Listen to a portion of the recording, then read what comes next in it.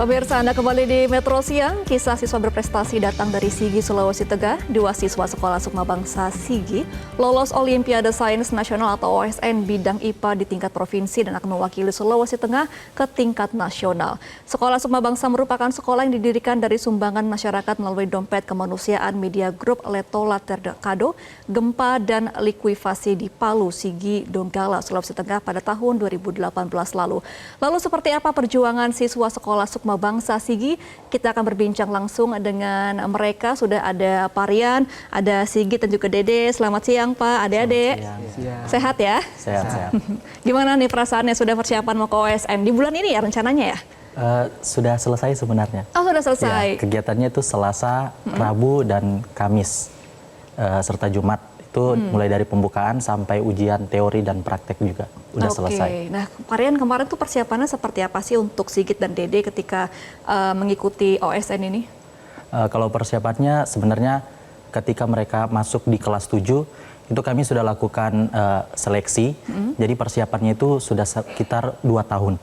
Jadi dari kelas 7 dan kelas 8 itu kami berikan waktu setiap minggu itu ada memang khusus waktu untuk mereka untuk belajar, pembimbingan, itu kurang lebih 2 tahun dan kami bersyukur ketika mengikuti OSN yang tahun ini kami bisa lolos sampai ke tingkat nasional.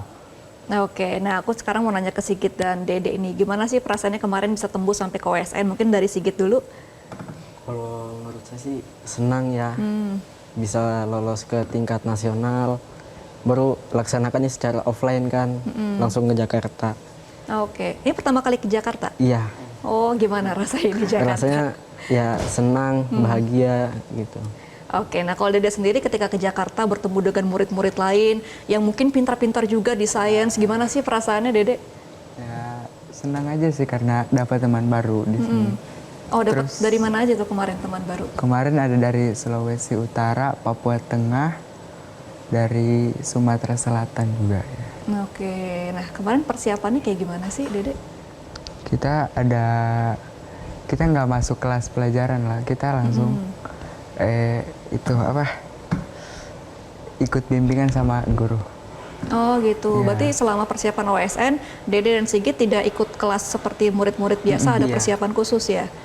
Oh gitu, nah kalau dari Parian sendiri kemarin persiapannya itu ketika memisahkan mereka berdua dari pelajaran biasa, gimana sih Pak di sekolah, ada perbedaan nggak? Mungkin ada komentar dari teman-temannya Sigit dan Dede ketika mereka harus ikut kelas sendiri untuk OSN?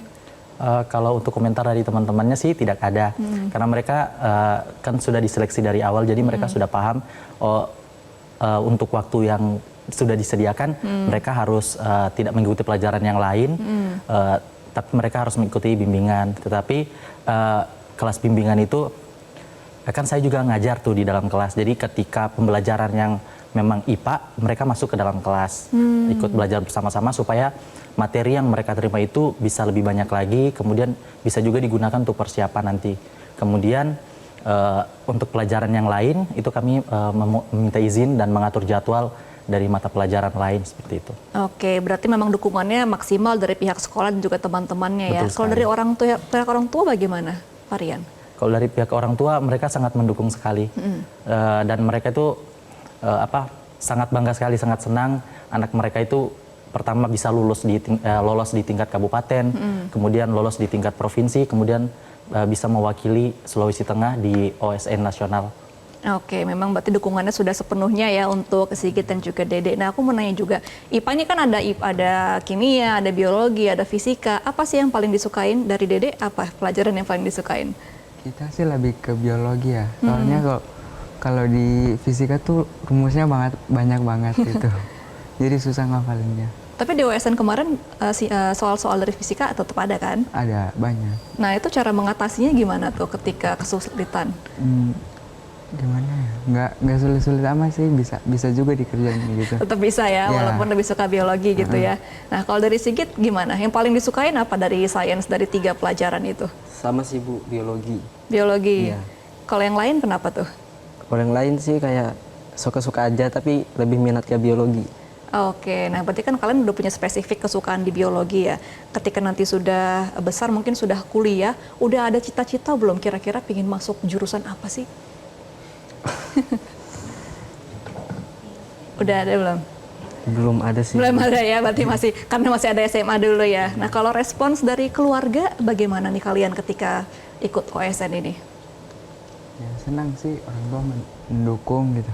Mendukung ya. Ya, Nah, terus kalian kan aku dengar juga tinggal di asrama ya, Iya, di tinggal di sekolah asrama. sana ya. Nah, itu gimana sih kalian cara hidup bersama dengan teman-teman dan ketemu juga di sekolah? Pernah nggak sih selek-selek dikit gitu ketika lagi tinggal bareng dan belajar bareng? pernah. Sering. Sering? Iya. Terus gimana tuh cara menanganinya agar tetap bisa belajar secara optimal? Kita dibuatkan kegiatan gitu dari asramanya. Oke, berarti ini satu asrama ini bercampur ya, varian juga ya untuk mungkin dari ras, dari suku, dari agama gitu ya? Iya, bercampur. Nah itu caranya gimana sih Pak agar tetap bisa rukun gitu? Jadi kita tuh di sekolah ada namanya guru asuh. Jadi guru asuh ini guru yang bertugas membimbing untuk kegiatan-kegiatan yang ada di dalam asrama. Karena kan kegiatan asrama itu dilaksanakan ketika selesai pembelajaran di reguler di dalam kelas. Iya. Dan untuk menjalin kebersamaan supaya tidak terlalu banyak terjadi slack seperti yang kita bilang tadi, memang kegiatan-kegiatan yang menjalin kebersamaan, menjalin kerukunan itu banyak dilakukan di jam asrama seperti itu. Jadi memang kita itu supaya mereka ini antar sesamanya mereka teman satu dengan yang lain, walaupun itu berbeda agama, berbeda ras, berbeda suku, dan juga mungkin berbeda daerah, itu mereka bisa bersama-sama. Dan juga saya informasikan bahwa di sekolah kami itu juga bukan hanya dari Sulawesi Tengah saja gitu. Tadi berbagai provinsi juga, ada yang juga dari Sulawesi Barat, semua di sana berkumpul, ada juga yang berasrama, ada juga yang tidak berasrama. Oke, berarti memang dirukunkan baik dari kehidupan bersama di asrama, kemudian juga belajar mengajar juga tetap harus bisa rukun agar bisa tercapai juga visi misi dan juga cita-cita dari anak-anak ini ya. Benar Baik, sekali. terima kasih ya Pak Rian, Sigit dan juga Dede sudah mampir ke Metro TV, sudah berbagi bersama teman-teman lain. Semoga menjadi motivasi juga untuk teman-teman lain bahwa keterbatasan dan juga setelah mungkin waktu itu kena bencana juga di Palu tetap bisa belajar dan juga berprestasi. Terima kasih sebelumnya teman-teman dan Pak Rian. Ya, terima kasih. Sama-sama. Jelajahi cara baru mendapatkan informasi. Download Metro TV Extend sekarang.